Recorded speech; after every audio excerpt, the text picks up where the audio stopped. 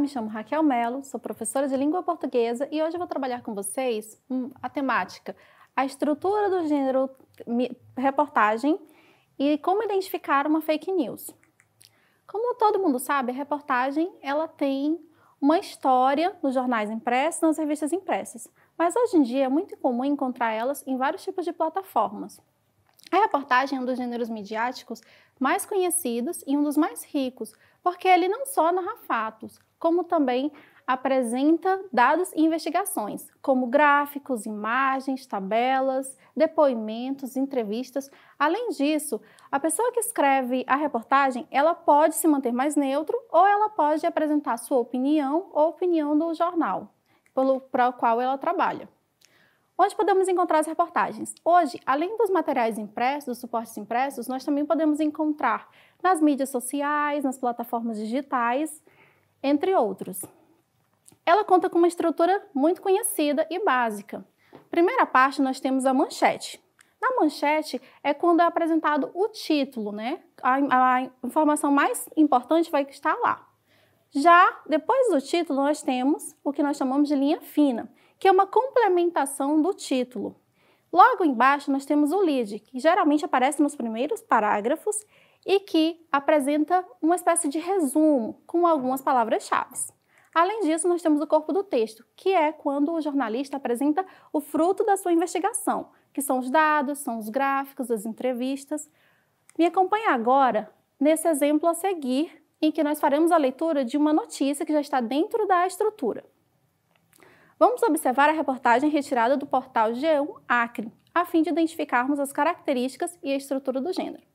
Secretaria de Saúde confirma quarto caso do novo coronavírus no Acre. A advogada de 28 anos contraiu a doença ao ter contato com um dos primeiros infectados confirmados na terça, 17. O governo do Acre enviou o pedido de reconhecimento de calamidade pública à LEAC. Continuemos a leitura.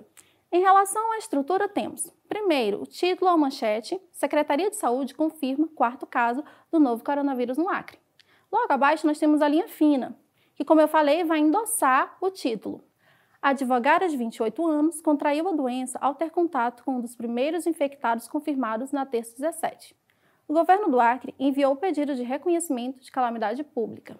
Logo abaixo, nós temos o LIAD. Subiu para 4 o número de casos confirmados do novo coronavírus no Acre. A informação foi repassada no boletim epidemiológico divulgado nesta terça-feira 19 pela Secretaria de Saúde do Acre, SESACRE, e todos os casos foram registrados em Rio Branco. E logo abaixo nós temos o corpo do texto, que aí vai apresentar as demais informações, os dados de pesquisa do repórter. Vocês sabiam o que é uma fake news?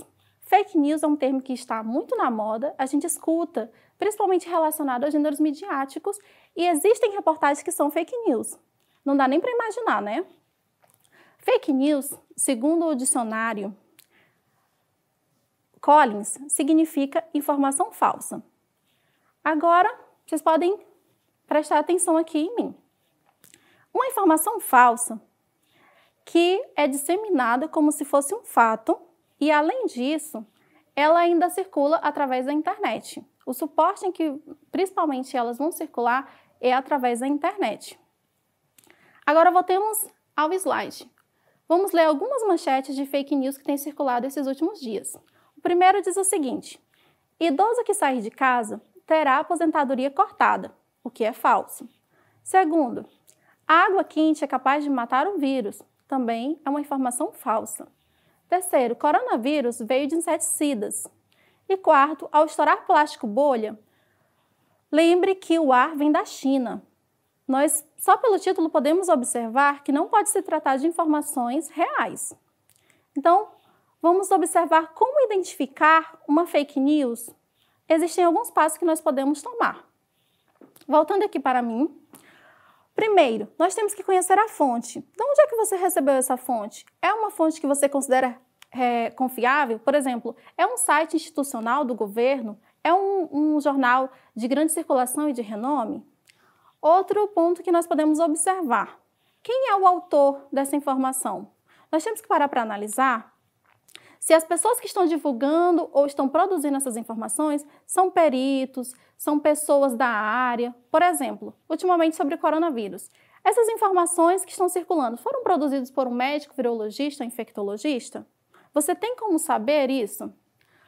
Próximo ponto que nós podemos observar é ler mais. Se eu recebi aquilo de uma única fonte, eu posso pesquisar em outros jornais, em outras revistas, em outros meios de comunicação para saber se aquela informação é verdadeira, que nós também chamamos de fontes de apoio. Outra coisa, isso é uma piada? Será que quando nós vemos um título cômico, como aquele lá, que estourar bolhas é perigoso porque o ar vem da China, não parece uma espécie de piada, não é cômico? Quando nós vemos esse tipo de manchete, nós já temos que desconfiar também. O problema causado pelas fake news. Será que as fake news elas são inocentes? Será que elas não trazem nenhum dano para a nossa sociedade? Observem comigo aqui essa postagem que circulou na cidade de Rio Branco nos últimos dias. Comunicado importante. Nesse comunicado, avisava que, devido à onda de Covid-19, os supermercados seriam fechados e não haveria mais a possibilidade das pessoas comprarem comida. Então, vocês acham ainda que é uma postagem inocente? Será que não teve nenhum dano? Ela poderia ter trazido um grande risco para a população. Voltando para mim. Por quê? Imaginem só, se várias pessoas decidissem sair de casa naquele dia que recebeu a postagem, fosse até o supermercado, se aglomerar para fazer as compras, com medo de, claro, de ficar desabastecida em casa. As pessoas iriam correr um risco altíssimo de serem infectadas pelo coronavírus, não é verdade? Então, poderia até mesmo colocar em risco a possibilidade de a pandemia se tornar ainda mais grave e ocasionar mais óbitos. Então, uma fake news, ela não é inocente. Por isso, nós temos que ter responsabilidade ao receber as informações e ao repassá-las. Exercitando. Observem aí.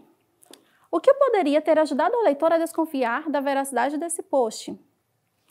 E aí, quando vocês leram, alguém ficou desconfiado da informação? Tem algumas situações que nós podemos observar nessa postagem que poderia nos ajudar a saber que se tratava de uma fake news. Voltando para mim. Em primeiro lugar, a verificação se aquela informação tinha sido publicada no Diário Oficial, porque uma informação tão importante com certeza teria sido publicada no site oficial do governo. Em segundo lugar, alguns supermercados que apareciam nessa postagem nem sequer existem mais, né? Estão de portas fechadas, como é o caso do Valquerendo. E por último, alguns supermercados, como os Geolins, nunca existiram na cidade de Rio Branco. Então, muitas informações que estavam presentes aí nessa postagem já nos davam pistas que se tratava de uma fake news. Então, para a gente fazer um resumo do que nós vimos nessa aula. Reportagem é um gênero textual midiático. Ele apresenta uma estrutura básica que contempla manchete, linha fina, líade e corpo do texto. E as fake news são informações falsas que são disseminadas como se fossem fatos através da internet.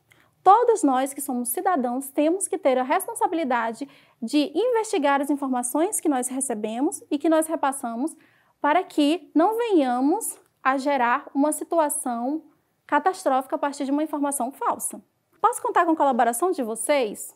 Obrigada pela atenção e até a próxima aula.